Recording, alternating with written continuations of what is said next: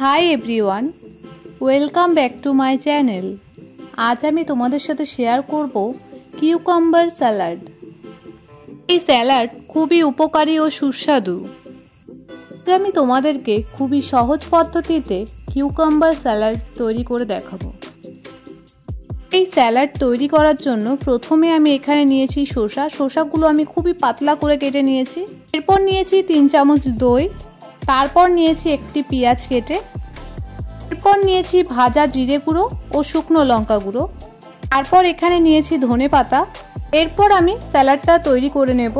তার জন্য প্রথমে আমি এখানে শসাটা দিয়ে দেব, তারপর দিয়েছি পেঁয়াজ কুচি, এরপর আমি এর মধ্যে দেব দইটা, তারপর এর মধ্যে অ্যাড করেছি স্বাদ অনুযায়ী লবণ, তারপর দিয়েছি সামান্য পরিমাণ জিরে গুঁড়ো, এরপর দিয়েছি সামান্য পরিমাণ ব্ল্যাক পেপার, এরপর দিয়েছি 1 চামচ শুকনো লঙ্কা, আর সবশেষে এখানে আমি অ্যাড করেছি ধনেপাতা কুচি।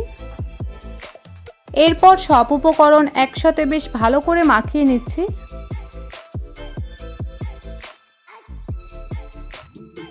আজকের এই কিউকাম্বার স্যালাড আমার তৈরি হয়ে গেছে। তারপর আমি একটি প্লেটে তুলে নেব।